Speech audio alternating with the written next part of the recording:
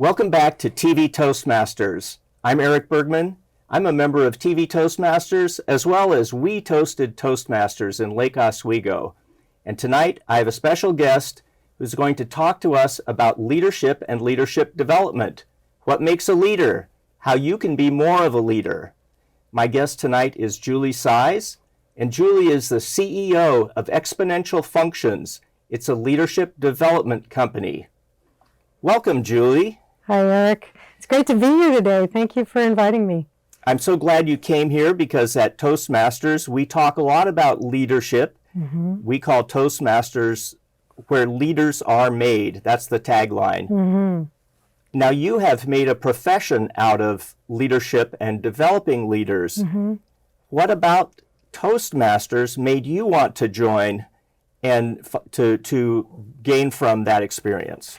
Well, that's a great question. I joined Toastmasters just recently because I wanted to develop my ability to be able to communicate clearly and concisely. And I found that the Toastmasters weekly meetings give you plenty of opportunities to do that, where otherwise you might not have. I didn't have other opportunities to do that. So the leadership development, the training programs that you have, and of course all the nice people that come every week and encourage each other. So that keeps me coming back.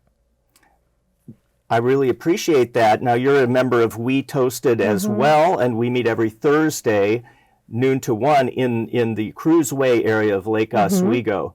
And we have attracted a lot of professional people, especially, and also, as well as people undergoing some change in their career, either searching for a new job or having risen up to a new level at their current job, and they find they need new, different, more skills to function well. Now, can you tell us, what do you think? Is a leader made? Is a leader born? If a leader can be made, what is it that you and your company can offer, and what Toastmasters can offer too, whatever interests you in that subject? Okay. So are leaders born? Yes. Can everybody be a leader? Absolutely.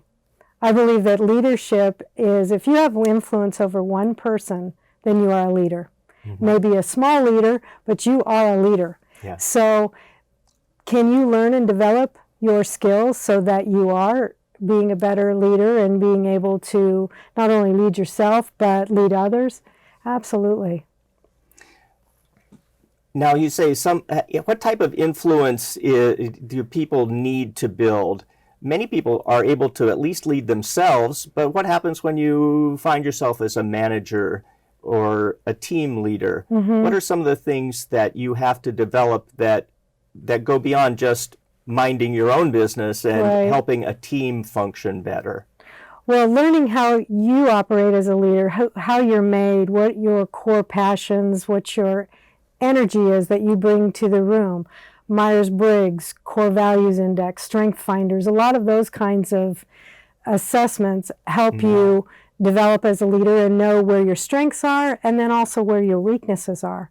And so when you become a leader, maybe for the very first time, you're going to be influencing others. So I believe that leadership is one who lays down their own agenda for those that they lead. So in a family situation, a father and a mother lay down the things that they want to do, so to speak, for their children, right? For the nurture and development of their children. And so in a business organization, you have to understand the vision of the organization. Let's say you're a middle manager. You need to know what it is, the vision of the organization, and how your role, your particular role, or your team's role fits into that big picture. And once you understand what that vision is and what the team needs, then you begin to serve them by saying, okay, do they know what they need to do? Have they been taught? Do they have the knowledge?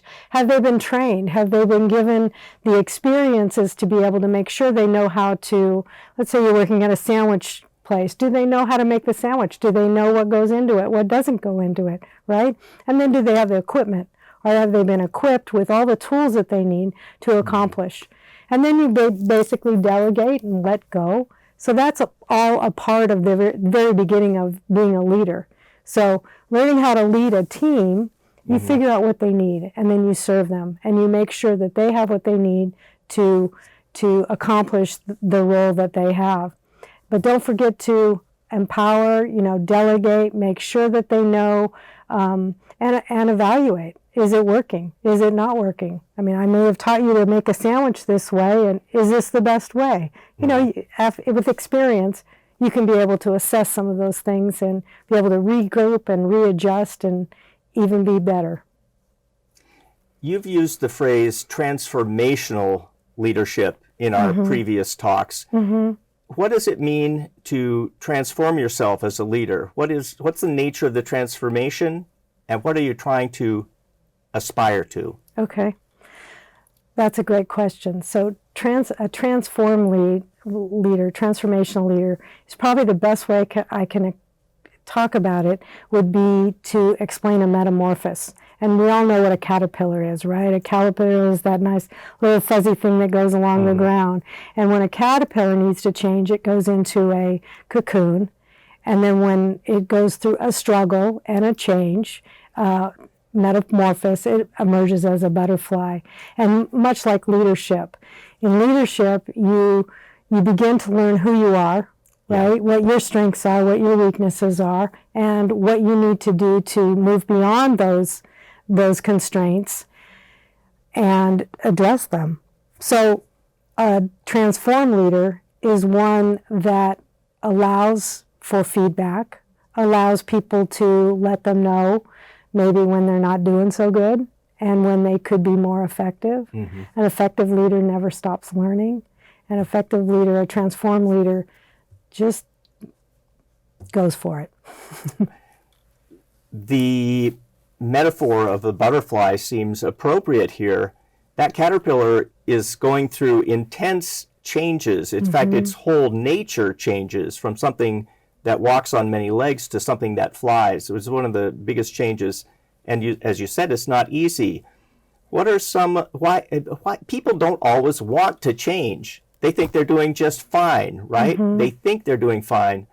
But what kind of forces will push someone to get out of their comfort zone and face that difficult and often challenging process of self-evaluation and growth? Well, unfortunately, a lot of times it's pain. It's things that don't work. It's the relationships that get broken. It's the firing. It's the stumbling block that comes along their way. There are a few people that just go after change and really enjoy it and just will go after change after change after change. But I think the majority of us, unless the pain of staying the same exceeds the pain of change, they don't do it. Right. I know that myself, I have been very slow to change, and it was one of the bigger lessons I learned in my professional life was you cannot stop change, so you have to embrace it. And the more you embrace it, the more you are seen as helping the cause, and the more you resist it, the more you are seen as a drag on the resources and not following the vision of the company or the team leader. The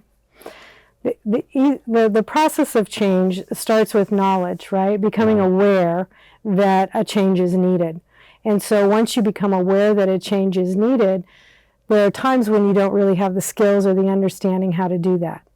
Weight loss is a typical example, right? People, sometimes they just don't know what to do. So you get educated and you start to learn it. And then you need to change your emotions so that your emotions that you're that you want to change, right? So you have to get your emotions in line with what you know would be the right thing to do. And then once you do that, then you can begin to change your behavior. And once your behavior changes, then you can begin to change an organization, a unit, or a family.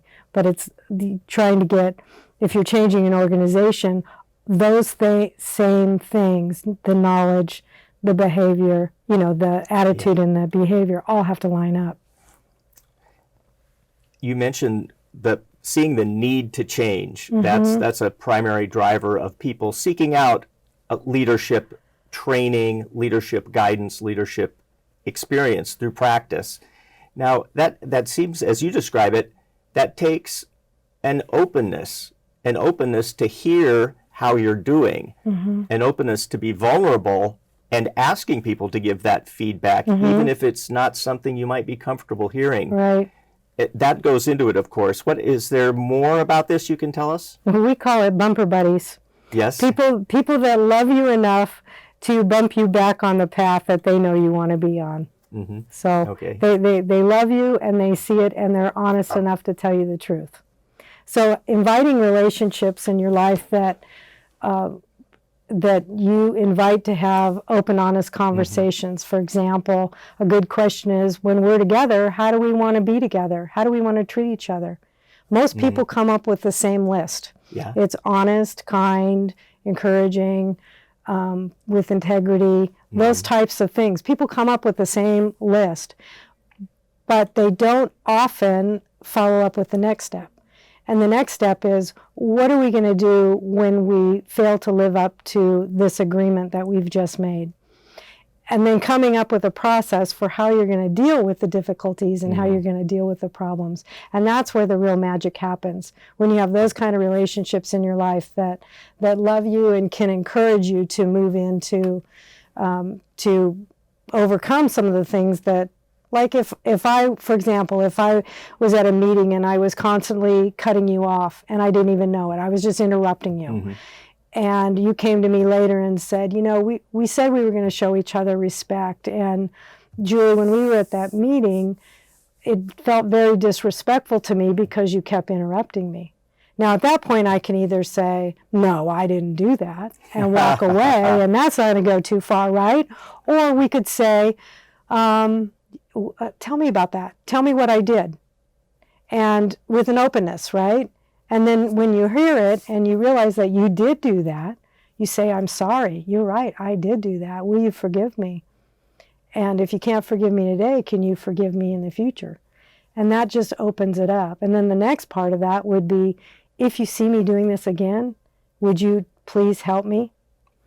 Great. And that's part of that vulnerability and bringing in, people to help you become better. Great. Well, I hope you can forgive me that we must take a short break. We're talking with Julie Sies about leadership development. Stay tuned. We'll be right back with more on leadership and coaching. Hello, everyone. My name is Christopher Taylor, and I'm with TV Toastmasters. My home group is Feedbackers in Beaverton, Oregon. I first joined Toastmasters for a couple reasons. I was nervous. I had trouble speaking in front of others. I needed some help. And when I joined Toastmasters, not knowing what to expect, I learned several things. One, it gave me the confidence to speak in front of others. I learned how to take constructive criticism. I benefited from that. That benefit was the confidence to get a job. When I took the suggestions in the club, when I started speaking in front of a group and remained speaking through my role, doing table topics, getting topics that you're unaware, learning how to think on your feet, learning how to speak on your feet. I first started working managing the Berkshire Hathaway account. I started as a back office role, not the face of the company. It didn't take long until I was dealing directly with the executives. Today I give executive briefings for Verizon Enterprise in the highest level in the enterprise space. And I'm grateful, and I owe all of that to Toastmasters. Thank you. We're back again with TV Toastmasters. I'm Erik Bergman. My guest is a fellow member of We Toasted Toastmasters. It's Julie Sies, and she is the CEO of a leadership development company called Exponential Functions. Julie, we talked about some of the aspects and the qualities and the traits of a transformed leader. Now let's talk a little bit about your business, which is called Exponential Functions, and you develop leaders there. Talk about where you got the name and what types of training you offer. Okay. So exponential functions is a math term, and it's a little bit of a play on words because I'm really not very good at math. Shh, don't tell anybody, okay? But what I do believe is in the principle, and the exponential functions is the X factor, which is when you make small changes or small, it gets multiplied. And so it's about multiplying people's impact. It's about multiplying their growth. It's about multiplying the bottom line of whatever it is they're looking to grow. So small changes for a bigger change in Right. results. Yeah, it grows. It's like a snowball. You get it going just a little bit and then it grows. Right, because if you don't change, you're just doing the same thing over again, Yeah, and that will not get you to any new result. that's true. That's true. And tell us about the type of trainings that you Okay. offer. Who are they for? Who are the types of clients that come, and what are they looking for from you? Okay. Well, the main program that I teach is transformational leadership, and it's a national and international organization, and so I have an affiliate here in the Northwest in delivering the curriculum, which is basically it's a curriculum that helps cultures and individuals and organizations grow to whatever level they want to. It's a wonderful program that makes sense. It's simple. It's easy to understand. It gives you the tools, the recipes, and the ingredients for leadership. So we teach the what of leadership. We teach how it's applied, when to apply it, at what time, to not only develop yourself, but to develop your organization so that you can achieve your vision. So I deliver that in 2-day formats. I also do online trainings, Zoom meetings, in person. I have an office in town that I'll hold trainings in. And then I do coaching as well. And so the coaching is either around applying the transformational leadership concepts into your life or your organization. So we coach around that. Or I do business and life coaching as well. So it kind of encompasses it all. I imagine that some of the people who come to you for coaching have realized that they're stuck in a rut. Maybe their career has plateaued at a level where they're no longer satisfied, but they can't seem to break out of it. Or maybe they're in some kind of a personal mindset that's holding them back, and they know that they're facing that difficult change that we talked about earlier, and the pain of not changing has exceeded the pain of changing. What is it that they might come to you for help with? What are they looking for typically? Well, typically, if an organization or business hires me, they're hiring me to help them with an employee or an employee situation. For example, somebody's not getting along with anybody, right? And so we talk about how to develop their interpersonal skills, their intrapersonal skills as well as their personal skills, and then communication. We'll teach on communication and talk about that. If an individual wants to grow, or if they're feeling stuck, they're getting the results that they don't want. And so what coaching does is it helps them define, what is it you want? What are the main areas of your life that you would like to focus on now?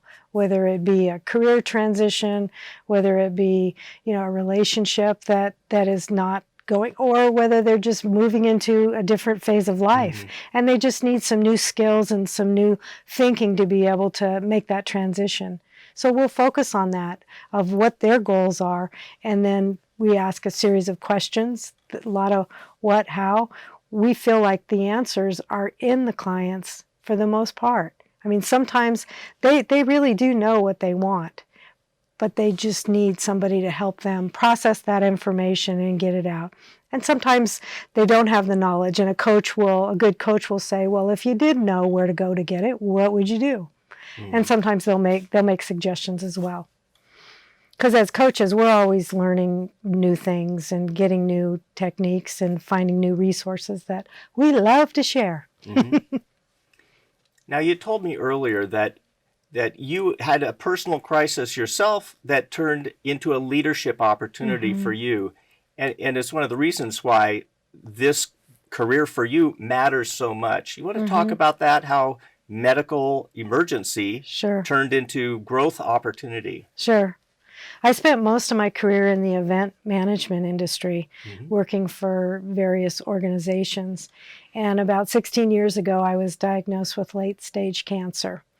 And up until that point, I had been a leader in many different organizations, both my husband and I were leaders in various professions and things, and I found that my knowledge and where I wasn't where I wanted to be. Right? Something had contributed to me getting sick. And I don't think it's just the environment, it's just I think there's a lot of reasons. And so that caused me to take some stock about who I was, how I was living my life, what results I was getting that I didn't want, and fight to survive. Mm-hmm. And so in that fight to survive, and I not only thrived, but I went back to school to get a master's in leadership. I mean, it was kind of a long journey, right? Yes.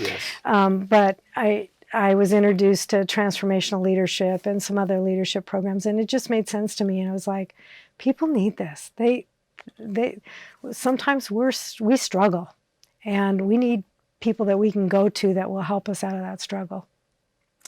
My goodness, such a story to turn really something so unfortunate into a brand new and dynamic part of your life. Mm-hmm. that's carrying you on, and mm-hmm. where clearly you are continuing to learn. I see that in our Toastmasters meetings, and the fact that you're sharing your message here is just another great example of that. What do you think, as we near the end of our time mm-hmm. today, what is the key message that you like to try to get out to people who are maybe wondering about their potential for leadership, wondering where they fit in life? Mm-hmm. Do you have a message for them, or a message from your own life that you think matters, that you can help them share with them? Sure. I think it's very valuable to learn to know who you are. And mm-hmm. it's not just letting your mom tell you who you are or your best friend. But there's a lot of great assessments out there. I use mm-hmm. one called Core Values Index that the first time I took it, it was like, boy, that explains me to me. Mm-hmm. And it helped me understand how to move forward and what was important about that. So I think that's a great place to start. I think also really assessing, taking time to yourself of, well, what do I believe? What am I passionate about? What do I want? What do I really want in life? What kind of impact do I want to make on those whom I love and who I get to be around all the time? So start to ask yourself those questions. And if you need a coach or you need leadership development, find that. Mm-hmm. Find the places to get that. Wow, my goodness. So look within. So much is within us, and we may not realize it. And sometimes we do need that other person, a different party, to show us what mm-hmm. is there and help us get it out there. So Julie, for more information about your company, mm-hmm. where can people go? Do you have a website that you can share with us? Sure. Exponentialfunctions.co is my website. So www.exponentialfunctions.co. Also, you can find me on LinkedIn, Julie Sies, or at Facebook, Julie Sies, or my Facebook page, Exponential Functions. Great. Thank you so much. It's been great talking to you, and I wish you all the best. Thank you, Erik. This has been another episode of TV Toastmasters. I hope you've enjoyed learning more about leadership and leadership development and how you can be the leader that you want to be. For now, this is Erik Bergman. I hope you tune in again to see TV Toastmasters. Welcome to an opportunity to take the next step of your professional speaking journey. I want you to be honest with yourself. Have you ever wished you were a star in a television show? Or at an event where the media is interviewing bystanders and you are wanting to be picked to give your opinion of the event? Or even in the smallest sense, you're at a sports game and secretly hope that your smiling face would appear on that big jumbo screen TV. But the jumbo screen always finds the fans with the painted faces. And you think to yourself, maybe next time. Well, what if I can offer you a chance to be on TV? Would you take it? That is what I want to offer you now. I'm Dottie Love, Associate TV Producer and Director. Toastmasters International is one of the largest organizations whose mission is to help improve your speaking skills and District 7 is expanding your opportunities to do speaking via television. We have 4 fully equipped television studios and TV Toastmaster broadcasts to over 500,000 homes, plus a YouTube channel. Who knew? We want to invite you to take advantage of using media and television, either in front or behind the scenes. Let me share a few options that you have. First, you can be a guest on a show. Highlight your business or hobby or your community interest. Anything you're passionate about. Be a featured guest. Secondly, you can train to be a host on an ongoing TV segment. We will train you for that. Third, what about creating your own talk show? We will train you for that as well and give you access to a community media studio to do just that. Or lastly, be behind the scenes, either running a camera or editing shows. You decide which avenue is best for you, and our TV Toastmasters team will help you to navigate to get the most out of your media experience. Personally, I've done them all. I started as a guest, went to hosting, up to directing my own TV show. I don't tell you this to impress you. I tell you this to impress upon you that your personal growth with Toastmasters is directly related to what you take advantage of. And I encourage you to be bold in looking for opportunities to stretch and grow. If this intrigues you, or if you have club members who you think that might be interested in this, please contact us here at TV Toastmasters. I'm Dottie Love, and you can reach me or any of us in the TV Toastmasters family at the contact information at the bottom of the screen. You can also find us on the web. Our website is 7512.toastmastersclub.org.